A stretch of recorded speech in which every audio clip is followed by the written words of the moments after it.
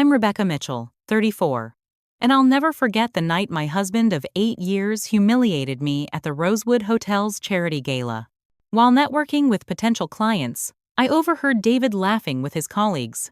Marriage is just a convenient arrangement. Rebecca thinks we're soulmates. But honestly, I married her for connections to her family's real estate contacts. My champagne glass shattered on the marble floor as conversations halted. Everyone stared as I walked straight to him, removed my wedding ring, placed it in his champagne, and left. That night changed everything. I didn't just leave my husband. I destroyed his empire and built my own. If you've ever been betrayed by someone you trusted completely, you know that hollow feeling in your chest. I still remember how the chandelier lights blurred through my tears that night. Before I continue this story, I'd love to know where you're watching from. Drop your location in the comments below and hit that subscribe button if family drama stories like mine resonate with you. Trust me, what happens next changed my entire life trajectory in ways I never imagined possible. My story doesn't start with betrayal. It starts with hope and dreams and what I thought was love. I grew up in a middle-class family in Harrisburg, Pennsylvania. My parents, Karen and Robert, worked incredibly hard to put me through college. Mom was a high school English teacher, and Dad managed a local hardware store. They taught me the value of hard work, honesty, and perseverance. Values that would eventually save me when my world collapsed. I graduated from Penn State with a degree in urban planning and real estate development. Unlike many of my classmates who came from wealthy backgrounds, I had student loans to pay off and no connections in the industry. So I moved to Philadelphia and took an entry-level position at Taylor & Associates, a prestigious commercial real estate firm. I worked 12-hour days, volunteered for every difficult assignment, and slowly built a reputation for myself as someone who was smart, reliable, and innovative. That's where I met David Mitchell at a company mixer. I was 24, ambitious, and completely unprepared for someone like him. David was 32. Handsome in that polished way that speaks of privilege, with piercing blue eyes and a smile that made everyone in the room feel special. He was already successful, the youngest senior partner at his family's development firm, Mitchell Properties. He had the confidence that came from never having to doubt your place in the world. "You're the only person in this room worth talking to," he told me that first night, after I'd challenged his opinion on a development project downtown. "Everyone else is just agreeing with me because of who I am." I fell hard and fast. Our courtship was a whirlwind of expensive restaurants, weekend trips to New York, and late-night conversations about architecture and urban renewal. David made me feel special, valued for my intelligence and perspective. When he proposed 6 months later with a diamond ring that probably cost more than my parents' house, I said yes without hesitation. Our wedding was everything a girl is supposed to dream about. 300 guests at the Four Seasons, a custom Vera Wang gown, flowers flown in from Holland. My parents looked both proud and slightly out of place among David's wealthy friends and business associates. I was too happy to notice how David subtly steered me away from conversations with his business partners, or how he redirected discussions whenever I shared my own development ideas. "You don't need to worry about work anymore," he told me on our honeymoon in the Maldives. "Mitchell Properties is about to expand significantly. I need someone to manage our social calendar, to be the perfect hostess. That's more important to our success than you staying in entry-level positions." It made sense at the time. David was building something significant, and I could help him by playing my part. I resigned from my job and threw myself into being Mrs. David Mitchell. I organized dinner parties where David could impress potential investors.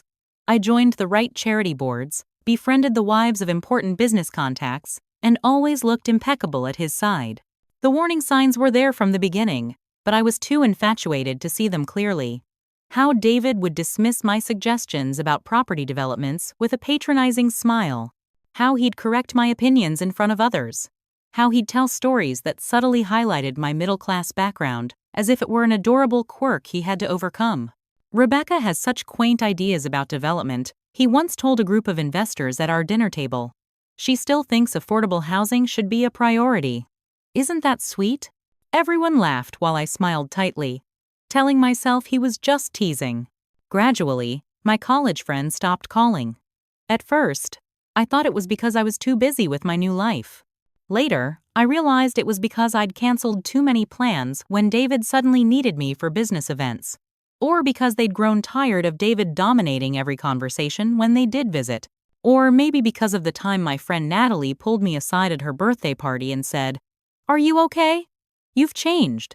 And I defended David so vehemently that we didn't speak for months afterward.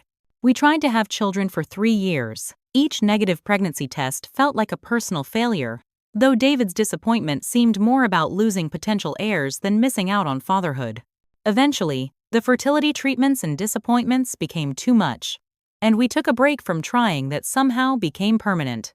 As the years passed, I noticed David spending more time at the office, coming home smelling of unfamiliar perfume, having hushed phone conversations that ended abruptly when I entered the room. I suspected affairs but never confronted him directly. Instead, I threw myself into supporting his business, managing his social calendar, maintaining our perfect image. I also began noticing discrepancies in the way he described business deals versus what I overheard at parties. Properties acquired through what he called aggressive negotiation were described by others as strong-arming vulnerable owners. Projects that faced minor regulatory hurdles were actually under investigation for code violations. But I kept quiet, told myself all successful businesses operated in gray areas sometimes. By our 8th anniversary, we lived in separate worlds under the same expensive roof. I maintained the perfect wife facade while David built his empire through increasingly questionable means. We hadn't had a real conversation in months when the invitation to the Rosewood Hotel charity gala arrived. I saw it as an opportunity to reconnect, to remind him and myself why we had married in the first place. I spent hours choosing the perfect black Givenchy gown, had my hair and makeup professionally done, and prepared to be the dazzling, supportive wife he'd fallen in love with. I had no idea it would be the night our carefully constructed facade would shatter beyond repair. The Rosewood Hotel Charity Gala was the social event of the season. Benefiting children's education in underprivileged areas, it attracted Philadelphia's elite old money families, new tech millionaires, politicians, and real estate developers like David. The grand ballroom glittered with crystal chandeliers, ice sculptures, and Philadelphia's wealthiest citizens dressed in their finest attire. I'd spent the afternoon at the salon, getting my dark hair styled in elegant waves, my makeup perfected to highlight what David once called my best feature, my emerald green eyes. My black Givenchy gown was classic but striking, with a subtle slit that revealed just enough leg to be interesting without crossing into inappropriate territory. The emerald and diamond necklace David had given me for our 5th anniversary completed the look. I was determined to be the perfect corporate wife that night, to remind David why our partnership mattered. "You look nice," was all David said when I emerged from our bedroom. He was already checking emails on his phone, barely glancing up. He wore his favorite Tom Ford tuxedo, looking every bit the successful businessman. In the car, he briefed me on who would be attending, which potential clients needed special attention, which competitors to avoid. "The Henderson Group will be there. They're considering investing in the waterfront project. Make sure you charm Harold Henderson's wife, Linda. She influences his decisions more than he admits." "I know, David. We've discussed the Hendersons 3 times already," I replied, trying to keep the irritation out of my voice. He looked at me then, really looked at me for the first time that evening. "This is important, Rebecca. The waterfront deal could double our company valuation. Try not to monopolize conversations with your little anecdotes about growing up in Harrisburg." The comment stung, but I pushed the hurt aside. This was familiar territory in our marriage, David subtly reminding me of my place, of the class difference between us. I smiled tightly and looked out the window as our driver navigated downtown Philadelphia. The gala was in full swing when we arrived. David immediately handed me off to Linda Henderson with a practiced smile before disappearing into the crowd of dark suits. I played my part perfectly, complimenting Linda's charity work, asking about her children, making her feel important, all while scanning the room for David, watching him work the crowd with his signature charm. After an hour of strategic socializing, I excused myself from a circle of developers' wives discussing vacation homes. I needed a moment alone, away from the performative smiles and carefully curated conversations. The bar was relatively quiet, and I ordered a champagne, planning to rejoin the party after a brief respite. That's when I saw David across the room with 4 of his closest business associates, including his right-hand man, James Cooper. They were huddled in a corner, drinks in hand, laughing loudly. Something made me pause rather than approach them. Perhaps it was instinct, or perhaps it was simply that I rarely saw David laugh so freely anymore. I moved closer, positioning myself behind a large floral arrangement where I could hear their conversation without being immediately visible. "How do you maintain the perfect marriage image, David? 8 years and you two still look like a campaign ad?" asked Richard Thornton, a commercial property investor. David's laugh had an edge I'd never heard before. "It's all about managing expectations, gentlemen. Rebecca still believes in the soulmate fairy tale. Makes her easy to handle." My heart stuttered in my chest. I told myself he was just posturing for his friends, playing the role of the powerful man in control. "Seriously though," James said, "she must know about your extracurricular activities by now. Melissa from accounting isn't exactly discreet." "Rebecca sees what she wants to see," David replied, swirling his scotch. "Marriage is just a convenient arrangement. Rebecca thinks we're soulmates, but honestly, I married her for connections to her family's real estate contacts. Her uncle's position on the zoning board got us the North Side development approved. Her cousin at the mayor's office pushed through permits that would have taken months. And now?" someone asked. "Now she's decorative and useful at events like this. Clients trust a family man. But between us, once the waterfront deal closes next month, I might trade up. 10 years is the magic number for minimal financial damage in a divorce." The champagne flute slipped from my fingers before I realized I'd loosened my grip. It shattered on the marble floor with a crash that silenced nearby conversations. All heads turned toward me, including David and his group. For a moment, I saw shock and recognition flash across his face. He knew I'd heard everything. Time seemed to slow as I crossed the room, aware of every eye following my progress. The whispers had already begun. I approached David's group, my expression composed even as tears threatened. "Rebecca," David started, his public face already reasserting itself. "Let me explain." I held up one hand to silence him, pulled the 5-carat diamond wedding ring from my finger, and dropped it into his half-full champagne glass. The ring made a satisfying clink as it hit the bottom. 10 years for minimal financial damage?" I said quietly, so only our immediate circle could hear. "You miscalculated, David. 8 is enough." Then I turned and walked out of the ballroom, past the curious onlookers, past the coat check, and into the cool Philadelphia night. I didn't look back, didn't stop when I heard David calling my name. I hailed a taxi and gave the driver an address, not our penthouse, but the Marriott downtown. In the taxi's back seat, I didn't cry, I didn't scream. I felt something shift inside me, grief giving way to clarity, humiliation transforming into resolve. By the time I checked into the hotel, one thought crystallized in my mind. David Mitchell had just made the biggest mistake of his life. The Marriott hotel room became my sanctuary and war room for the first week. I turned off my phone after the first day, unable to bear the constant notifications, 127 missed calls, and 89 text messages from David. The messages evolved rapidly from confusion to apology to anger to threats. "Where are you? Call me. Baby, please let me explain." It wasn't what it sounded like. "You're embarrassing both of us by overreacting. If you don't come home immediately, you'll regret it.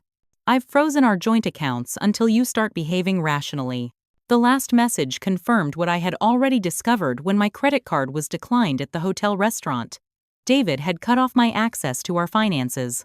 Fortunately, I had maintained a separate emergency account with about $30,000 money I had saved from birthday and Christmas gifts over the years, always keeping it as my private safety net. Some part of me had been preparing for this day without consciously acknowledging it. On the 3rd day, I contacted Samantha Wright, a divorce attorney known for handling high-profile cases. She had represented the wife of the 76ers head coach in a particularly nasty split that had made local headlines. I found her direct and unflappable. "He's frozen the accounts," I told her during our first meeting in her downtown office. Samantha, a sharp-featured woman in her 50s with salt and pepper hair cut in a precise bob, nodded unsurprisingly. Standard intimidation tactic. Men like your husband panic when they lose control. "He has all the power," I said. "His name is on everything, the penthouse, the vacation homes, the investments."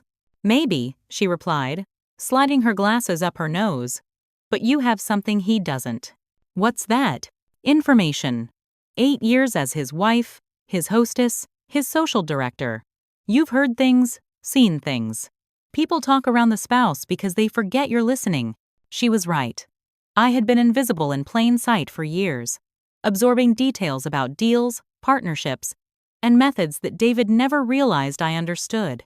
I knew which properties had been acquired through questionable means, which inspectors had been paid off, which zoning officials had received consulting fees. I knew about the offshore accounts and the shell companies. "I don't want to fight dirty," I told Samantha. "This isn't about fighting dirty," she corrected me. "It's about not allowing yourself to be victimized twice. First by his betrayal. Now by his financial manipulation." We developed a strategy. Rather than fighting for immediate financial support which would drag out in court while I struggled, we would proceed carefully, gathering evidence while I rebuilt my independence.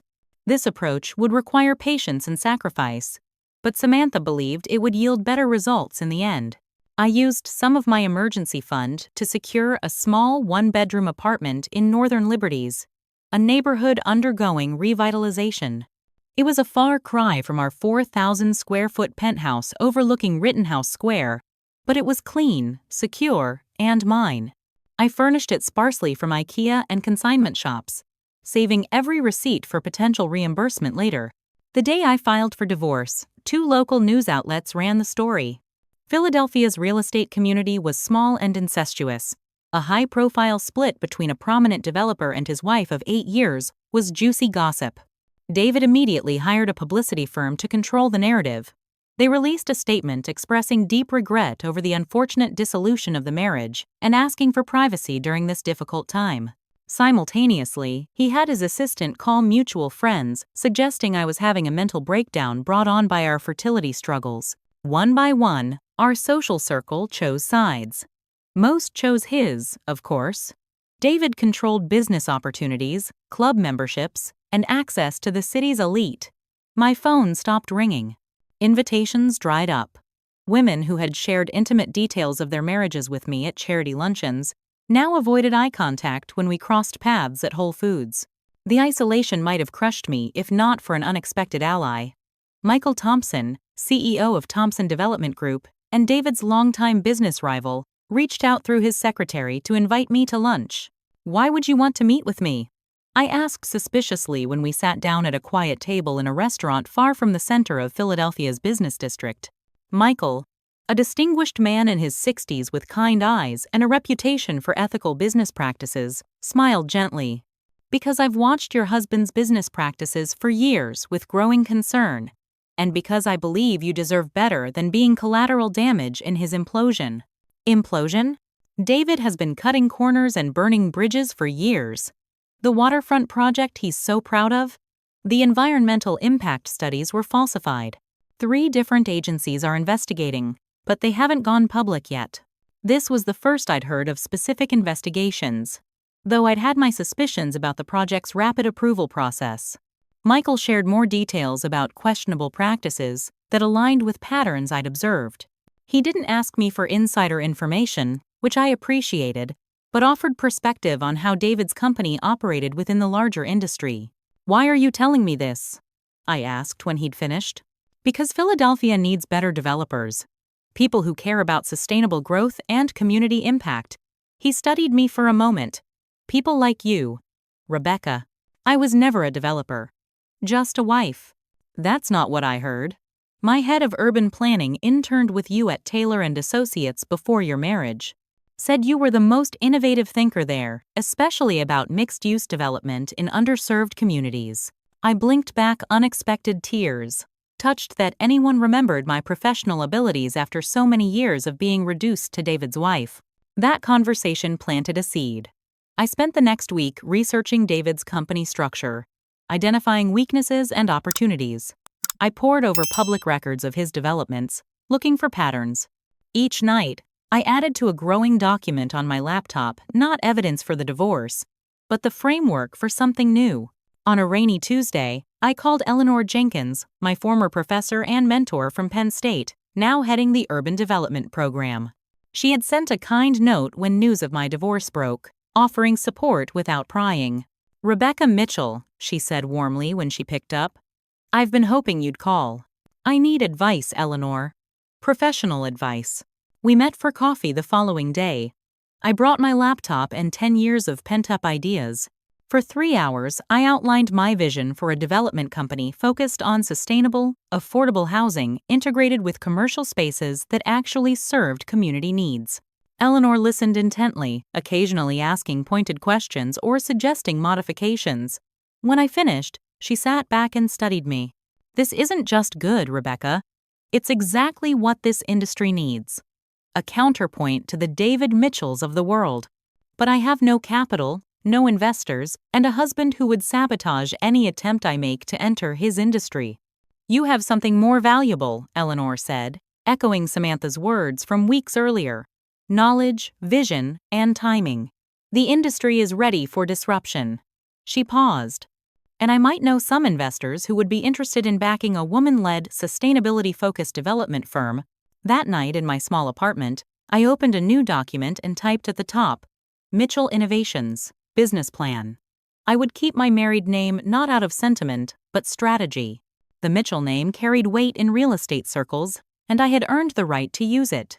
While David focused on destroying me financially in the short term, I began laying the foundation for a future he couldn't imagine. A future where I wouldn't just survive his betrayal, but thrive beyond it. 6 weeks after the night at the Rosewood, I accepted a position as a project coordinator at Riverfront Development Group, a small but respected firm specializing in adaptive reuse projects.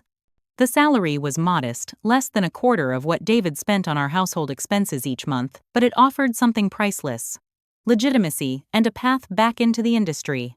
My new boss, Janet Lewis, was refreshingly straightforward during the interview. "Your resume has an 8-year gap, but your reputation from before your marriage was excellent. Some people might hesitate to hire you because of your situation. I'm not one of them. I worked harder than anyone else at Riverfront, arriving early, staying late, volunteering for challenging assignments. During the day, I coordinated contractors and navigated permit processes. At night and on weekends, I refined my business plan for Mitchell Innovations, researching funding options and potential projects. The divorce proceedings dragged on, with David using every delay tactic his expensive attorneys could devise. Each postponement, each frivolous motion filed was designed to drain my limited resources. He refused reasonable settlement offers, demanding I sign a draconian non-disclosure agreement before receiving even basic support payments. "He's trying to break you financially," Samantha explained during one of our meetings. "He wants you desperate enough to accept his terms." "He doesn't know me very well then," I replied, signing the paperwork for another continuance. 3 months into my new job, Eleanor connected me with her former student, Andrea Kim, now working for a venture capital firm focused on women-led businesses.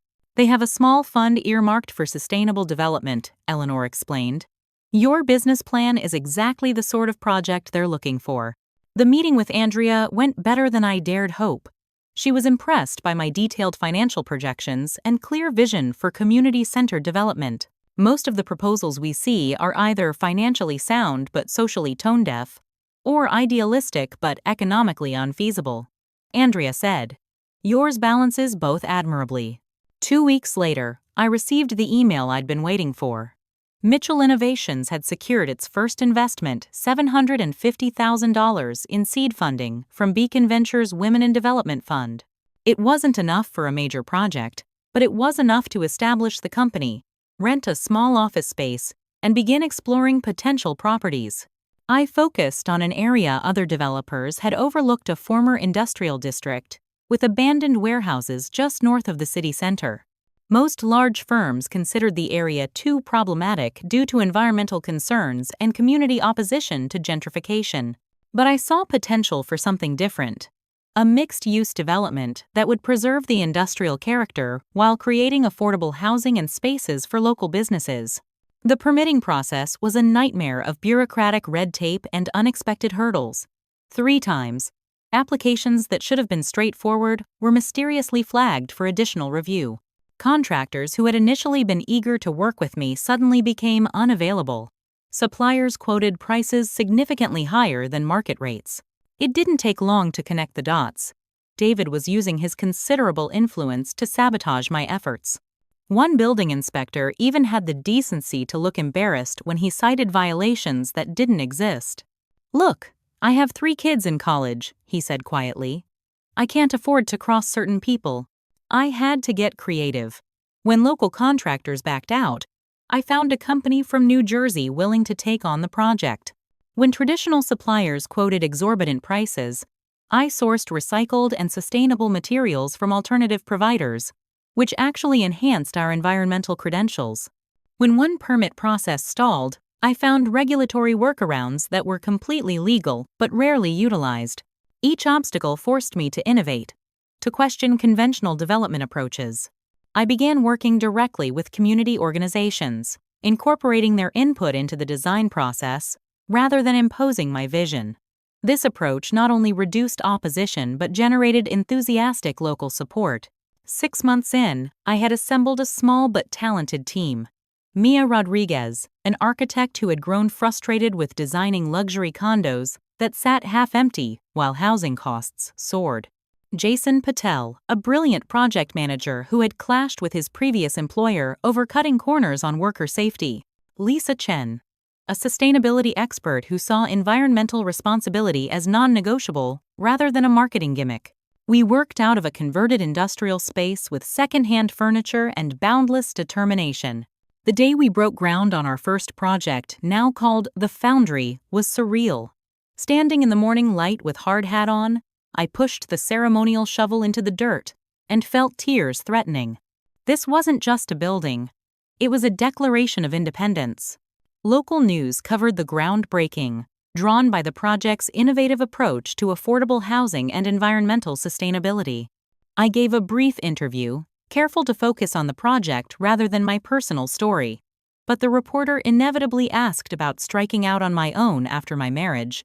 "Sometimes the end of one chapter is necessary for the beginning of a better one," I said simply.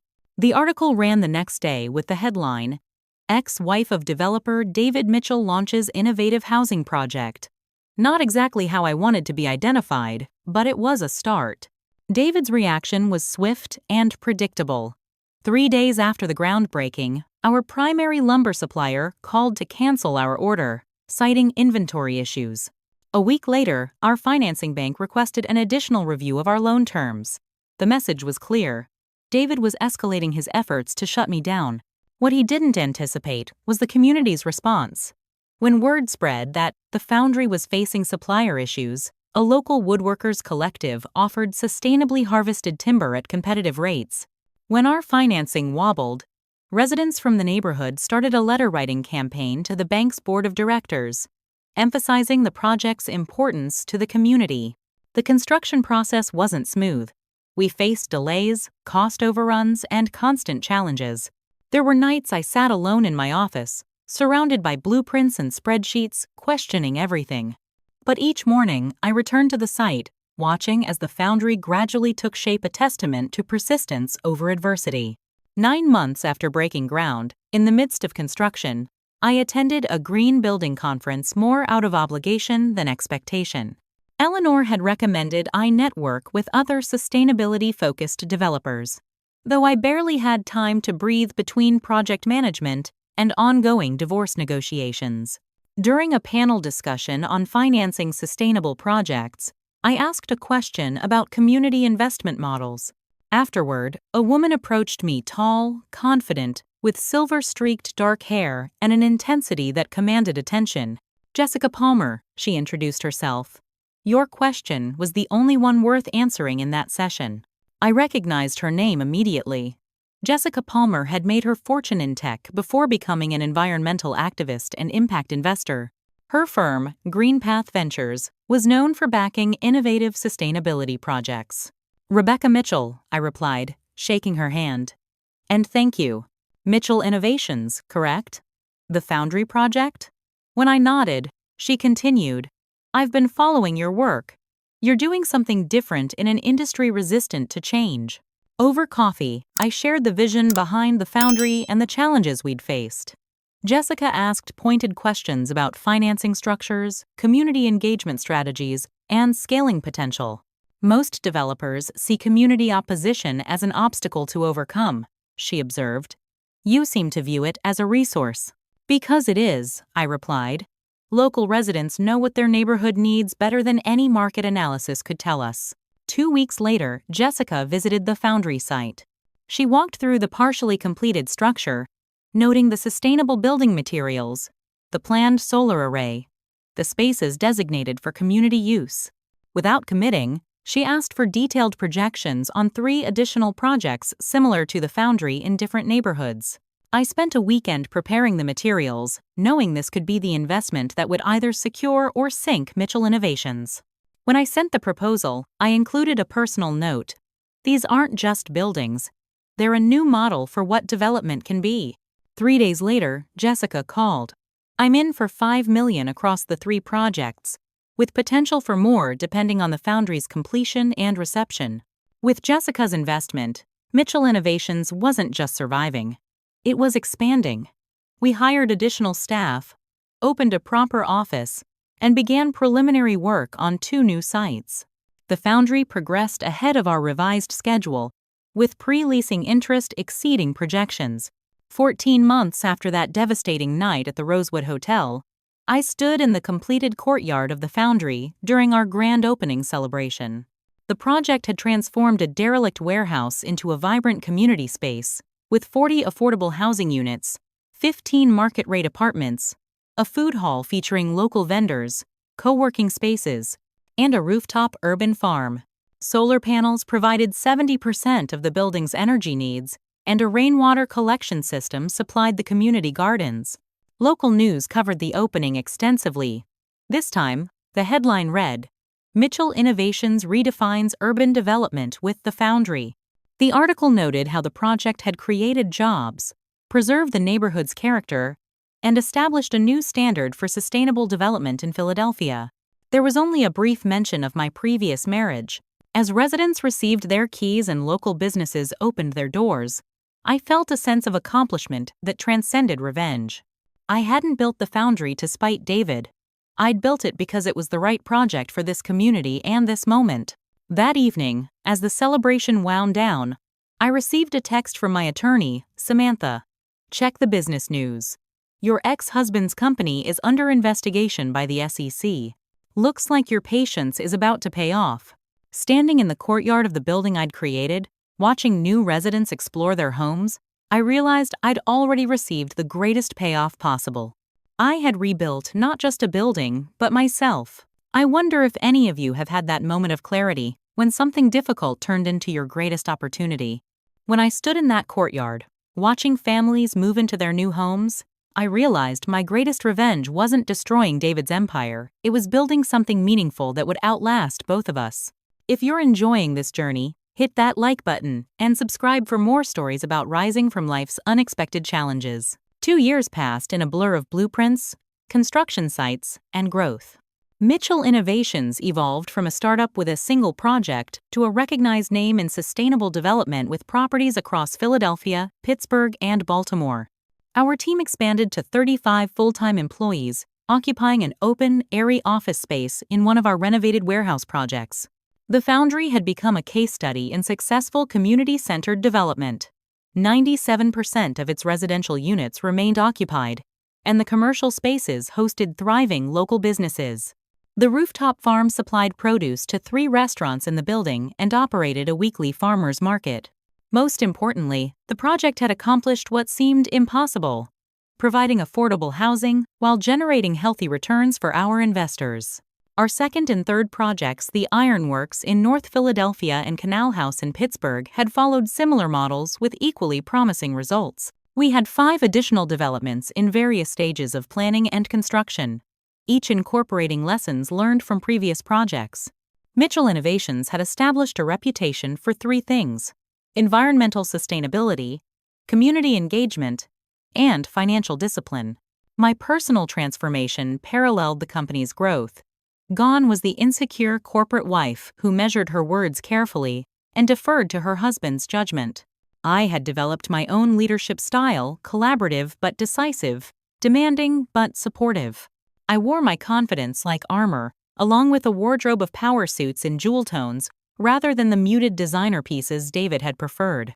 The divorce had finally concluded 18 months after that fateful gala night, with terms that surprised even Samantha. David, increasingly distracted by regulatory scrutiny of his business practices, had suddenly agreed to a settlement that provided me with a fair financial package and no non-disclosure restrictions. In retrospect, it was obvious he wanted to finalize the divorce before his legal troubles affected the asset division. "This is unusually reasonable," Samantha had commented, reviewing the offer. Almost suspiciously so. She was right, of course. 3 weeks after our divorce was finalized, the Securities and Exchange Commission announced a formal investigation into Mitchell Properties for alleged securities fraud, wire fraud, and violations of the Foreign Corrupt Practices Act. The timing wasn't coincidental. David had rushed to settle our divorce before these issues became public, potentially affecting the division of assets. I maintained a strict policy of not commenting publicly on David or his business troubles.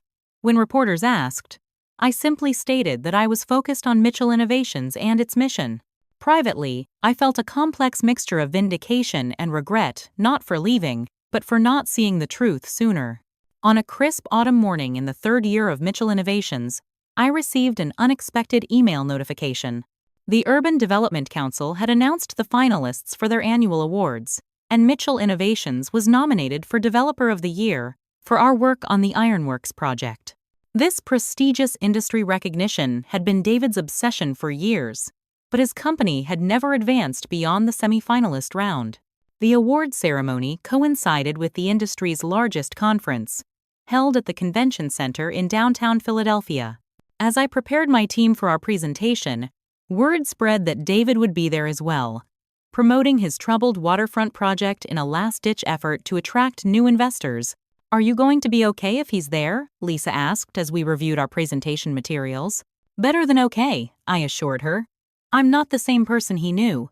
The night of the ceremony, I chose a striking emerald green gown, power, not submission, and entered the ballroom with my executive team rather than on anyone's arm.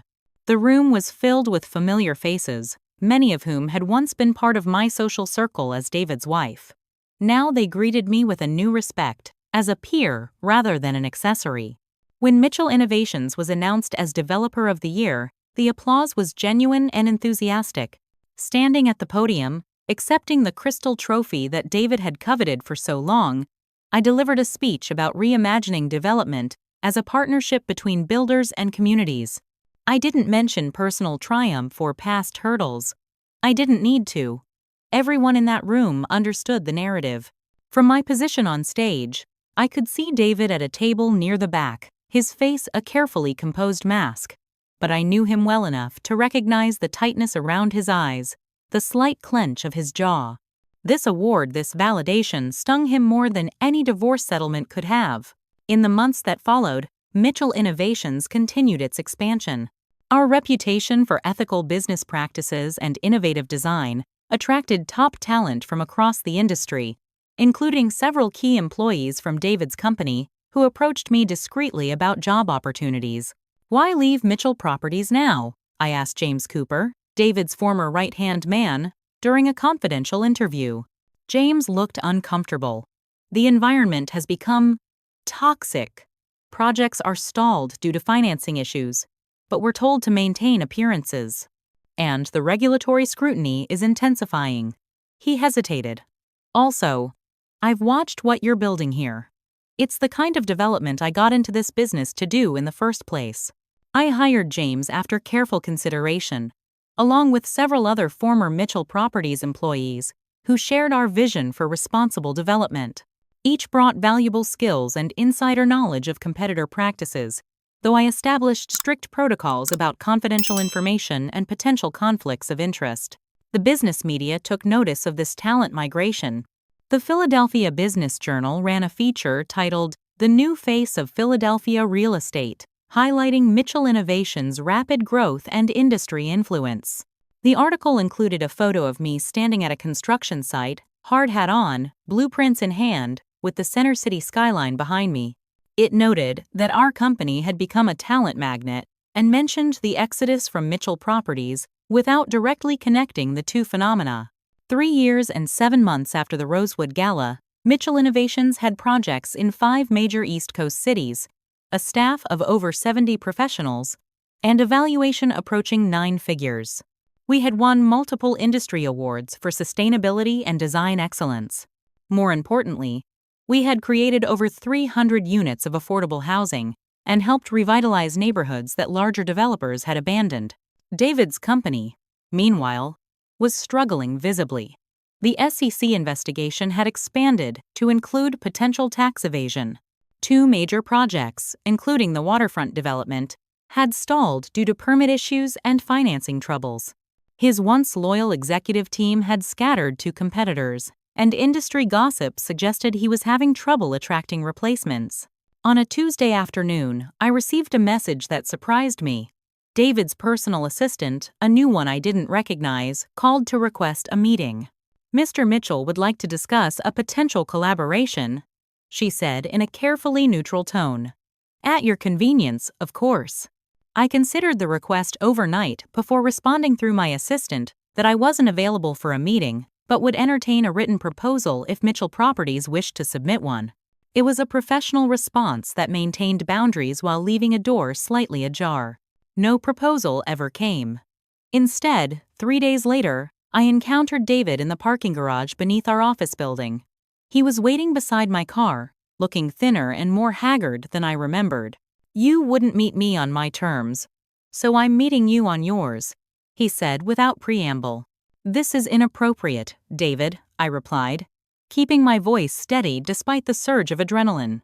"If you want to discuss business, have your team contact mine. Cut the corporate bullshit, Rebecca. You've made your point. You've won. Isn't that enough?" "This isn't about winning or losing," I said. "It never was. It's about building something I believe in, while systematically destroying what I built." His voice rose. "Poaching my staff? Undercutting my projects?" That SEC investigation didn't appear out of nowhere. I stared at him, genuinely surprised. "You think I initiated the SEC investigation? David, your business practices did that all on your own." He stepped closer, his face flushed. "You could call them off. You have connections now. That's not how federal investigations work." I took a deliberate step back, and this conversation is over. "If you approach me like this again, I'll file for a restraining order." Security cameras recorded the entire encounter, and my building's security team arrived moments later, having been alerted by a concerned employee who witnessed the confrontation. David left without further incident, but the encounter left me shaken. Not because I feared him, but because I barely recognized the desperate man he had become. The next morning, an anonymous source leaked documents to the financial press detailing Mitchell Properties' questionable accounting practices and potential securities violations. The company's stock dropped 17% in a single day. Major investors publicly distanced themselves from David and his projects. I issued a brief statement to my team addressing the situation. Mitchell Innovations has no connection to the current troubles facing Mitchell Properties. We remain focused on our mission and our projects. We will not be commenting further on this matter. Privately, I increased security at our offices and my home, concerned about David's erratic behavior. I also reached out to his sister Amanda, with whom I had maintained a cordial relationship. "I'm worried about him," I told her, over coffee. "He seems unstable." Amanda looked tired, the strain of her brother's troubles evident in the dark circles under her eyes. "He is. He's drinking too much, not sleeping. He blames everyone but himself, especially you." She sighed. The David you married was always there beneath the charm. The difference is now everyone can see him clearly. As Mitchell Properties continued its public implosion, Mitchell Innovations secured its most significant project to date, the redevelopment of Century Plaza, a prominent but neglected 5-acre site in downtown Philadelphia. The city had solicited proposals from major developers nationwide, and our vision for a mixed-use sustainable community had won despite fierce competition, including a last-minute bid from Mitchell Properties. The groundbreaking ceremony attracted considerable media attention. Standing on the stage with city officials, investors, and community representatives, I felt an unexpected presence. Looking out across the crowd, I spotted David at the periphery, watching silently before turning to leave. That image stayed with me, David walking away from what should have been his moment, had he made different choices. In building my empire, I hadn't set out to destroy his. But perhaps that had been the inevitable outcome all along. The Century Plaza redevelopment represented more than just another project for Mitchell Innovations. At 12 acres of prime downtown real estate, it was the largest urban renewal initiative in Philadelphia in decades. The city had purchased the distressed property after years of neglect by various owners and sought a developer who could transform it into a model of modern urban living while preserving its historic elements. Our proposal was ambitious. A mixed-use development featuring 300 residential units, 40% designated affordable housing, office spaces, retail, a public market highlighting local businesses, extensive green spaces, and a clean energy microgrid that would make the complex largely self-sufficient. The estimated budget was $280 million, with completion projected over 3 phases spanning 5 years. We had been shortlisted along with 3 other developers, including, surprisingly, Mitchell Properties. Despite their financial troubles and ongoing investigations, David had somehow assembled a competitive bid. Industry insiders speculated he had leveraged his remaining political connections and brought in silent investors desperate to preserve their earlier investments in his company. The final selection process required each developer to present their proposal to the Philadelphia Development Commission, the City Council's Urban Planning Committee, and community representatives. The presentations would be public, with media in attendance, high stakes for all involved. My team and I prepared meticulously for weeks. Jason coordinated with our architects to create detailed renderings and physical models. Lisa developed comprehensive sustainability metrics demonstrating the environmental benefits. Mia refined the architectural elements that would preserve Century Plaza's Art Deco character while incorporating modern, sustainable features. The evening before the presentation, I received a text from an unfamiliar number. "Good luck tomorrow. You'll need it." Some committee members have already made their decision. I showed the message to Samantha, who had become both my attorney and friend. "Classic David," she said, deleting the message from my phone. "He's trying to get in your head. Ignore it." But that night, I barely slept, reviewing our presentation again and again, looking for weaknesses David might exploit. The presentations were scheduled for 9 a.m. at City Hall. Mitchell Properties was slated to present first, followed by 2 national development corporations, with Mitchell Innovations closing the session. I arrived early with my team, professionally composed in a navy suit that projected confidence without ostentation. David looked surprisingly polished as he took the podium, showing none of the strain evident during our parking garage encounter. His presentation was slick and practiced, emphasizing luxury amenities, tax revenue, and job creation. He made veiled references to inexperienced developers with unproven models and realistic versus idealistic approaches to urban renewal. When a community representative questioned the affordability of his proposed residential units, David smoothly pivoted to discussing market-rate housing with select subsidized units for qualified applicants. When pressed on environmental features, he mentioned standard green building practices where financially feasible. Throughout his presentation, he avoided looking in my direction, but I could feel the tension radiating from him, a familiar energy I recognized from our marriage, whenever he felt threatened but refused to show weakness. After the 2 national firms presented their relatively conventional proposals, our team took the stage. I stepped to the podium while my colleagues arranged our models and materials. Century Plaza isn't just a development opportunity, I began. It's a chance to demonstrate what Philadelphia's future can be: inclusive, sustainable, and economically viable without sacrificing community needs. Our presentation unfolded seamlessly, each team member addressing their area of expertise with confidence and specificity. We presented concrete data on energy efficiency, projected operating costs, community benefits, and financial returns. When committee members asked challenging questions about financing or construction timelines, we provided detailed, transparent answers. Near the end of our allotted time, Councilman Warren Pierce, whom I knew to be a longtime ally of David's, raised his hand. "Miss Mitchell, your proposal includes an unprecedented percentage of affordable units for a downtown development. How can you possibly maintain quality and profitability with such constraints?"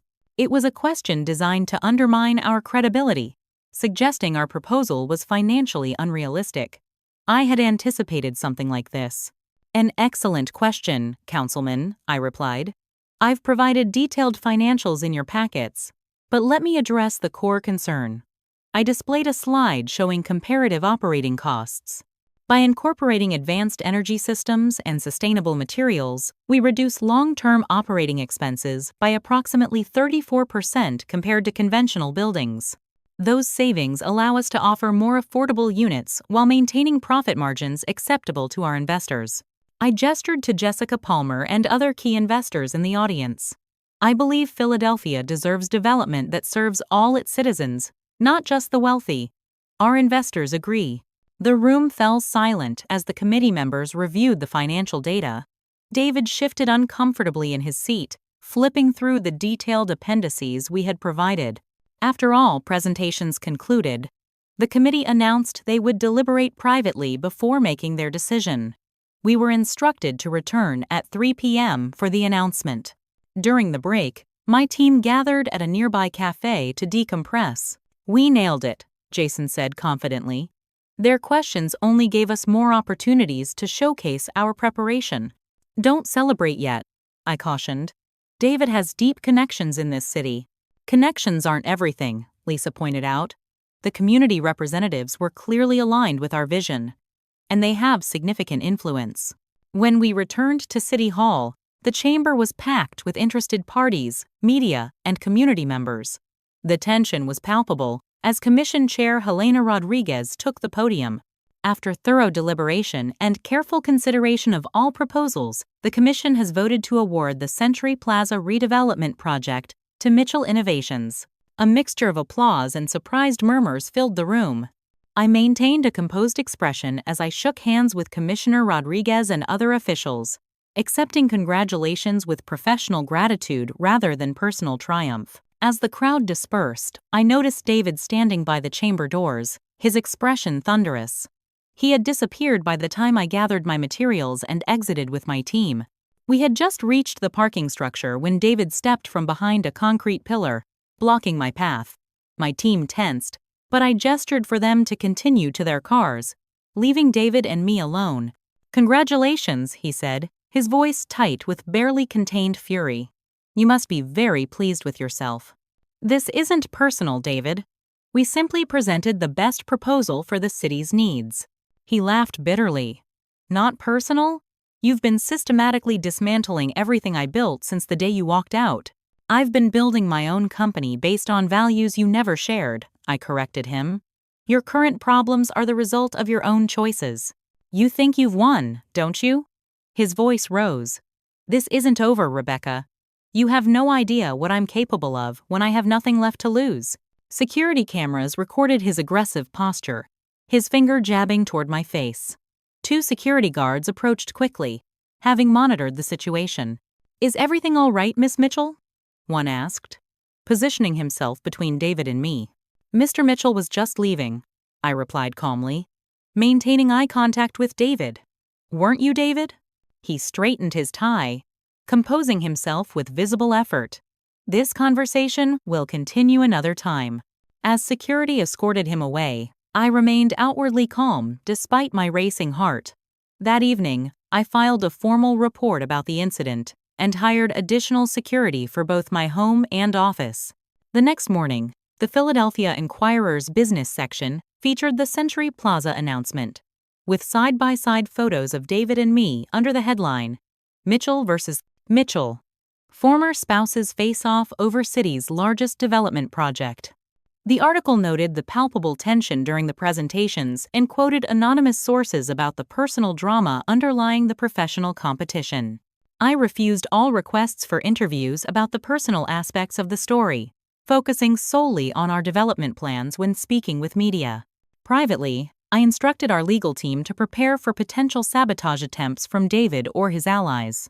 2 weeks later, during initial site surveys at Century Plaza, our lead engineer discovered that someone had tampered with soil sample results, falsifying contamination levels that would have required expensive remediation. The tampering was traced to a junior employee recently hired from Mitchell Properties. The employee resigned immediately when confronted, but the message was clear. David was willing to cross ethical lines to undermine our project. Rather than pursuing legal action that would generate negative publicity for the project, we implemented rigorous security protocols and verification procedures for all aspects of development. Each attempt at sabotage was met with quiet, effective countermeasures rather than public confrontation. Meanwhile, Mitchell Properties' troubles deepened. Anonymous sources leaked documents to financial journalists detailing questionable practices in multiple projects, including the waterfront development. The SEC investigation expanded to include potential investor fraud. Major lenders began calling in loans, forcing David to liquidate assets at unfavorable terms. I never publicly commented on these developments, maintaining a strict policy of focusing on Mitchell Innovations' work rather than our competitors' troubles.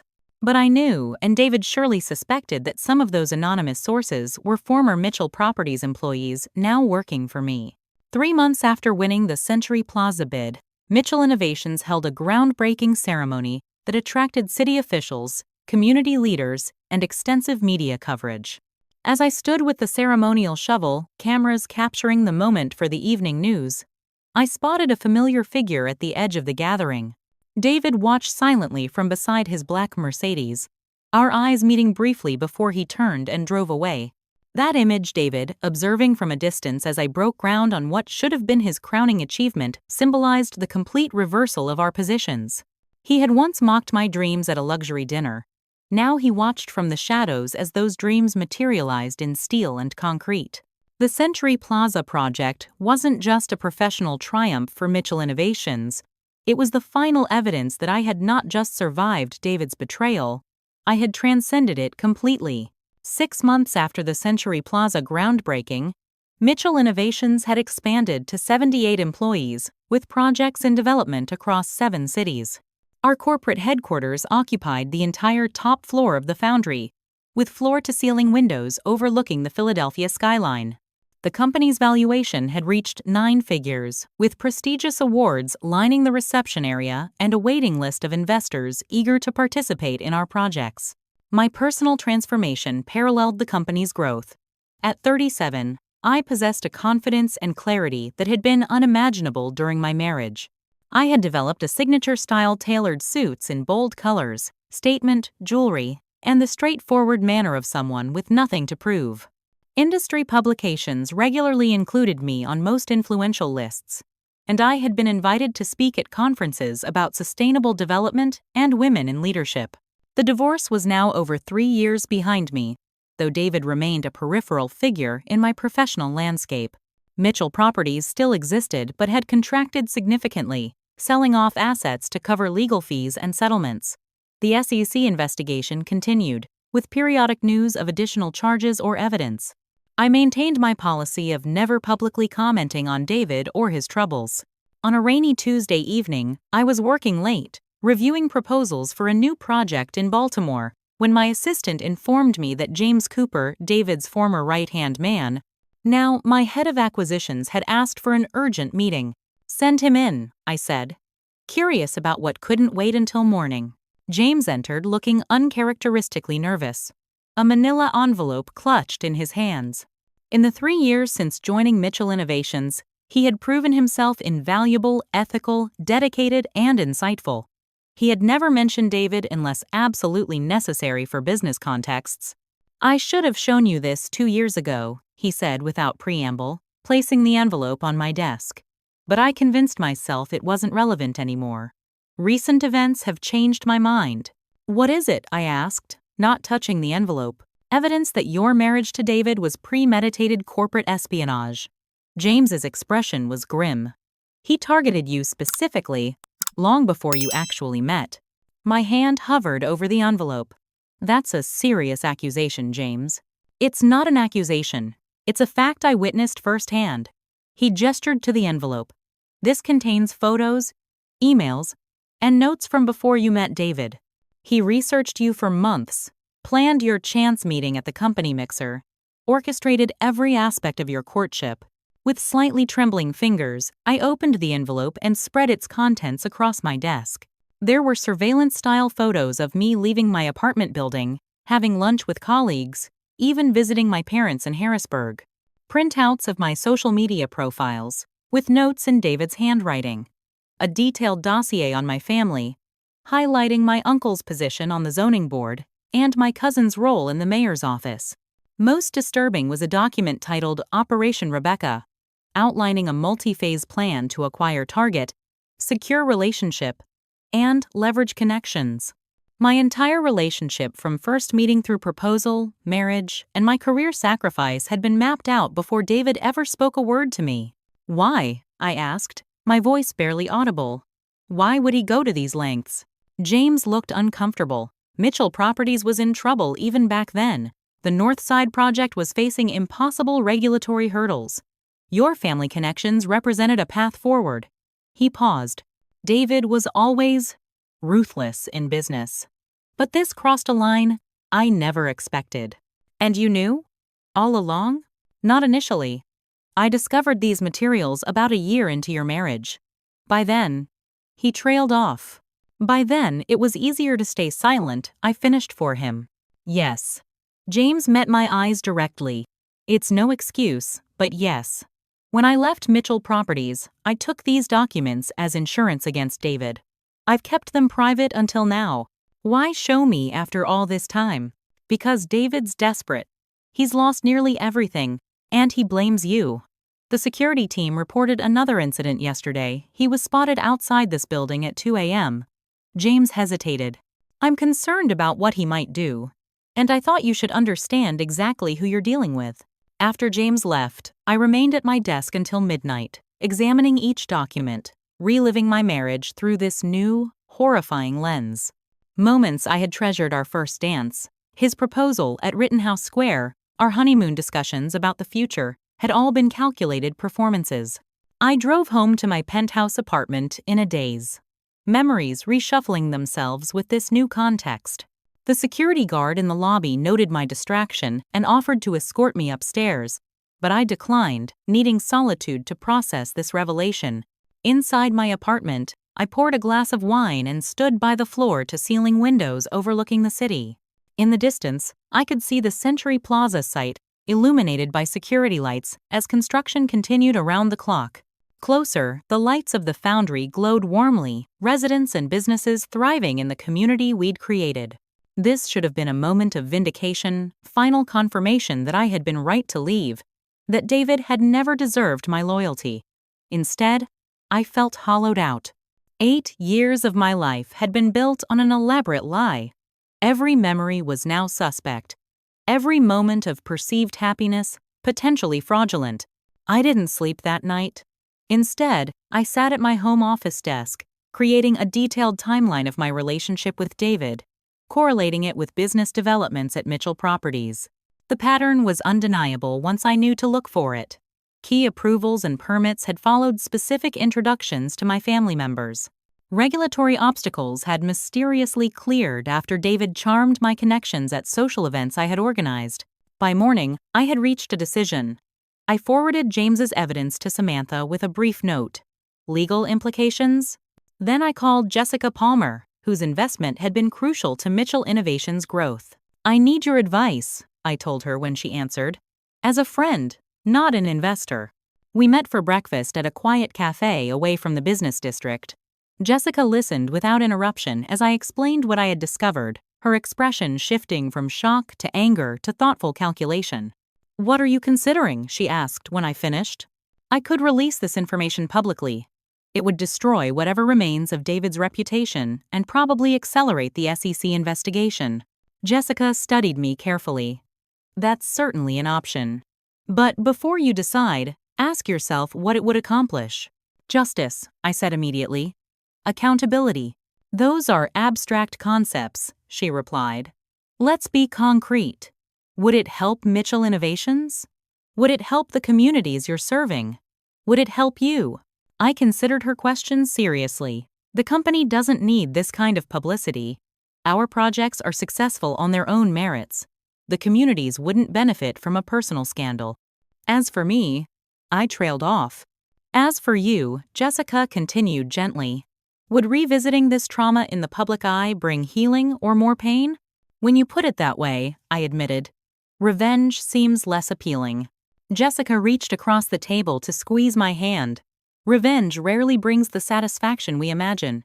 You've already built something remarkable from the ashes of that relationship. Perhaps that's justice enough."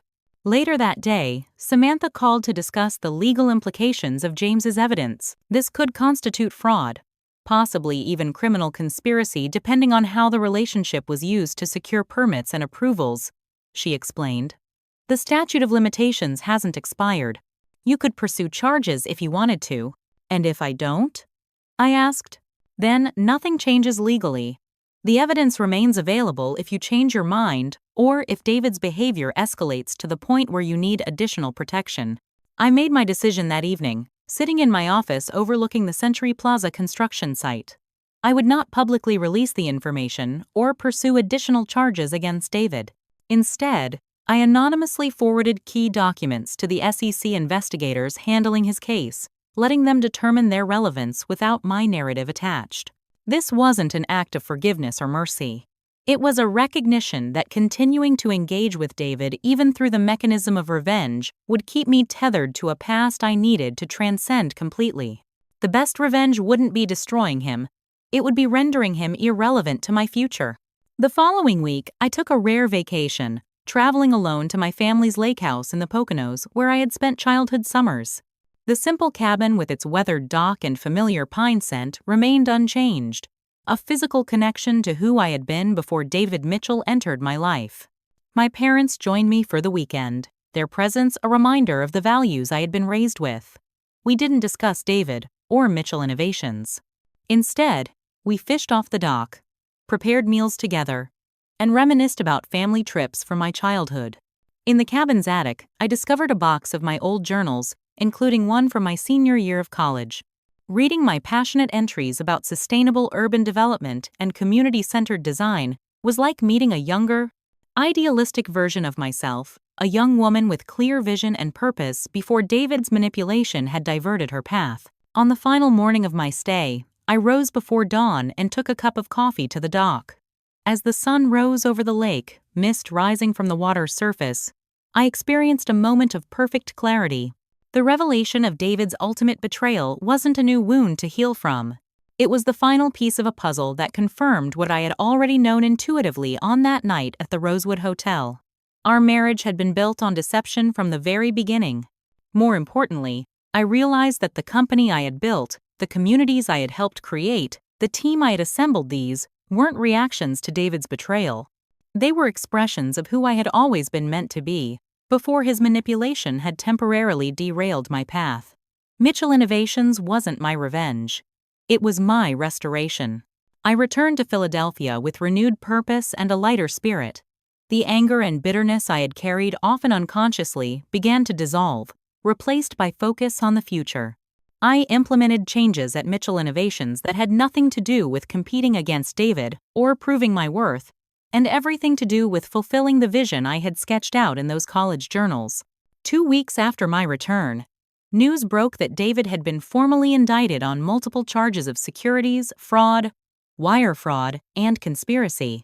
The evidence I had anonymously provided had apparently been the final pieces prosecutors needed. His arrest made headlines across business publications and local media. When reporters called for my comment, I released a brief statement. Mitchell Innovations remains focused on our ongoing projects and the communities we serve. We have no comment on matters involving other companies or individuals. Privately, I felt no triumph or satisfaction at David's downfall, only a lingering sadness for what could have been if he had chosen a different path, and gratitude that I had found my way back to mine. 1 year later, I stood in the grand ballroom of the Rosewood Hotel, the same venue where my marriage had publicly unraveled 5 years earlier. The symmetry wasn't lost on me as I adjusted my emerald green gown and prepared to accept the Visionary Developer of the Year award. The prestigious industry recognition acknowledged not just Mitchell Innovations' commercial success, but our transformative approach to urban development. The company had expanded internationally in the past year, with projects underway in Toronto and a consultation role for a major development in London. Our staff had grown to over 100 professionals across 3 offices, and our waiting list of potential investors had become so extensive that we could afford to be selective, choosing partners who fully embraced our values of sustainability and community engagement. The Century Plaza project, now in its final phase of construction, had exceeded expectations. The mixed-use development had revitalized a formerly neglected area of downtown Philadelphia, creating affordable housing, business opportunities, and green spaces. Most gratifyingly, it had inspired similar initiatives in other cities, with developers adopting our community-centered approach and sustainability standards. As I scanned the ballroom filled with industry leaders, politicians, and media, I reflected on how differently I felt in this space now compared to that fateful night. The insecure corporate wife, desperate for her husband's approval, had been replaced by a confident CEO comfortable in her own achievements. The room no longer felt like a minefield of potential social missteps, but rather a gathering of peers and potential collaborators. "You look remarkable," said Jessica Palmer, approaching with 2 champagne flutes. "Like a woman who knows exactly who she is." I accepted the champagne with a smile. It took me long enough to figure that out. "Some people never do," she pointed out. "Speaking of which, did you hear about David?" I hadn't spoken his name aloud in months, though I was peripherally aware of his situation through industry news. I try not to follow his case. The sentencing was yesterday. 10 years. Jessica studied my reaction. "How does that make you feel?" I considered the question honestly. Like it has nothing to do with me anymore. I gestured to the room around us. "This is my reality now. David belongs to a different lifetime." Before Jessica could respond, the event coordinator approached to inform me that the awards presentation would begin shortly. As I made my way toward the stage, I noticed a familiar figure near the bar, Amanda, David's sister. We hadn't spoken since her brother's arrest, though I had sent a brief note expressing my concern for her family's well-being during the trial. After receiving my award and delivering a speech focused on Mitchell Innovations' vision for the future of urban development with no mention of personal struggles or past challenges, I sought out Amanda during the reception. "I didn't expect to see you here," I said, approaching her cautiously. Amanda looked thinner than I remembered, the strain of her family's public disgrace evident in the fine lines around her eyes. "I'm representing the Mitchell Family Foundation now. We've separated it completely from Mitchell Properties and reoriented towards supporting education initiatives. That's commendable," I said sincerely. "It's necessary," she replied with a sad smile. "Some of us are trying to salvage what good we can from the family name." She hesitated. "I wanted to thank you, Rebecca." "For what?" "For not pursuing additional charges when you could have. The prosecutors told us about the evidence regarding how your relationship began." Her voice dropped. "David told me everything during a prison visit. What he did to you was unforgivable." I felt a surprising lack of bitterness. "We can't change the past. We can only build a better future." "You certainly have." Amanda gestured to the award I held. "I wondered if you might be interested in a collaboration. The foundation is funding programs to help women rebuild after divorce and financial abuse. Your perspective would be invaluable." The offer surprised me, but I found myself genuinely interested. "I'd like to learn more. Not as Mitchell Innovations, but personally." We exchanged contact information and arranged to meet the following week. As Amanda departed, I felt a sense of closure I hadn't realized I still needed. The Mitchell name could represent both the worst and best of human potential. I had chosen which version to embody. Later that evening, I stepped onto the terrace overlooking the Philadelphia skyline. The lights of the city sparkled below, including the illuminated construction cranes at Century Plaza. From this vantage point, I could also see the foundry and our other completed projects, each one a physical manifestation of the values I had reclaimed. "Quite a view," said a deep voice beside me. I turned to find Thomas Reed, the award-winning architect whose firm had recently partnered with Mitchell Innovations on our Toronto project. Tall with silver-streaked dark hair and kind eyes, Thomas had impressed me with his brilliant designs and his respectful treatment of every team member, from executives to interns. "The best part is being able to actually see what we've built," I replied, gesturing toward the foundry's distinctive silhouette. "That's what separates great developers from good ones," Thomas observed. Seeing the tangible impact on the skyline and on people's lives. Our conversation flowed easily, touching on architecture, urban planning, and our shared vision for developments that served communities rather than merely extracting profit from them. There was none of the power dynamics that had characterized my interactions with David, just the easy exchange of ideas between equals. When Thomas asked about my plans for the following weekend, I surprised myself by suggesting a visit to the nearly completed community center at Century Plaza. "It's my favorite part of the project. The heart of what we're trying to create. I'd love to see it," he said with genuine interest. The next morning, I led a tour of Mitchell Innovations' signature development for a group of urban planning students.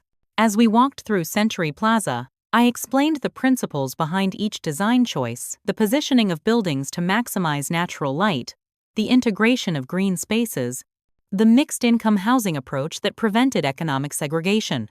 The community center was designed with input from neighborhood residents, I explained as we entered the nearly completed structure. It includes daycare facilities, a health clinic, job training programs, and public gathering spaces. A student raised her hand. "Did you face resistance from traditional developers or investors with this model?" "Initially, yes," I acknowledged. There's a persistent myth in real estate that profitability and social responsibility are mutually exclusive. Our projects have demonstrated otherwise. By creating developments where people actually want to live, work, and build community, we've achieved returns that satisfy investors while making meaningful social impact. After the tour concluded, I remained at the community center, reviewing final construction details with the project manager. As the afternoon light streamed through the floor-to-ceiling windows, I noticed a small bronze plaque being installed near the entrance. The craftsman explained that it was the cornerstone dedication, scheduled to be unveiled at the grand opening the following month. I examined the simple but elegant plaque, which featured a phoenix rising above the words Century Plaza Community Center and the current year. The symbol had been my idea, a phoenix rising from ashes, representing not just urban renewal but personal transformation as well. What the craftsman didn't know was that the metal itself had special significance. When finalizing my divorce, I had reclaimed my wedding ring from the court holdings. Rather than selling it or storing it as a painful reminder, I had arranged for the platinum and diamonds to be melted down and recast into this cornerstone plaque. The ring that had once symbolized a fraudulent promise had been transformed into something genuine and lasting, much like I had transformed myself from David's carefully selected target into the architect of my own destiny. As I ran my fingers over the smooth metal of the phoenix, I reflected on the true nature of victory. It wasn't destroying David's empire or celebrating his downfall. It wasn't even building a more successful company or winning industry accolades. The true victory was creating something meaningful and authentic, something that reflected my values and served others. Something that would outlast both the pain of betrayal and the temporary satisfaction of revenge. That evening, I had dinner with Thomas at a small restaurant near the foundry. Our conversation ranged from professional projects to personal philosophies, with an ease and honesty I had never experienced with David. When Thomas reached across the table to take my hand, I didn't pull away. The connection felt genuine, without calculation or agenda. Later, walking back to my apartment, Thomas asked about my journey from corporate wife to industry leader. I shared the broad strokes without dwelling on the painful details. ending with the philosophy that had emerged from my experience. The best response to betrayal isn't revenge, I told him. It's creation, building something new that wouldn't exist otherwise. He considered this thoughtfully. That requires tremendous strength to transform pain into purpose. It also requires letting go, I admitted, of anger, of the need for vindication, of the past itself. In the years since that night at the Rosewood Hotel, I had built more than just a successful company. I had rebuilt myself, reclaiming the vision and values that had been temporarily derailed by David's manipulation. Mitchell Innovations wasn't just my livelihood, it was living proof that authenticity ultimately triumphs over deception, that creation is more powerful than destruction. As we approached my building, I looked up at the night sky above Philadelphia's skyline. The same stars had witnessed my humiliation 5 years earlier, my desperate flight from a marriage built on lies. Now they witnessed something different. A woman whole and complete in herself, open to new possibilities but dependent on no one for her sense of worth. I had once believed that happiness required another person's validation. Now I understood that true fulfillment came from living in alignment with my own values, creating positive impact, and maintaining genuine connections, both personal and professional. The empire I had built wasn't measured in square footage or dollar values, but in transformed communities and lives improved. That was a victory no one could ever take away from me. If you've ever had to rebuild yourself after betrayal, you know it's not about getting even, it's about becoming something greater than you were before. The buildings I've created will stand for decades, but the lessons I've learned will last a lifetime. What's your story of turning pain into purpose? Share in the comments below. And if this journey resonated with you, please like, subscribe, and share with someone who might need to hear that their greatest chapters might still be ahead. Thank you for being part of my story. And remember, sometimes the most beautiful structures are built on the foundations of what once broke us.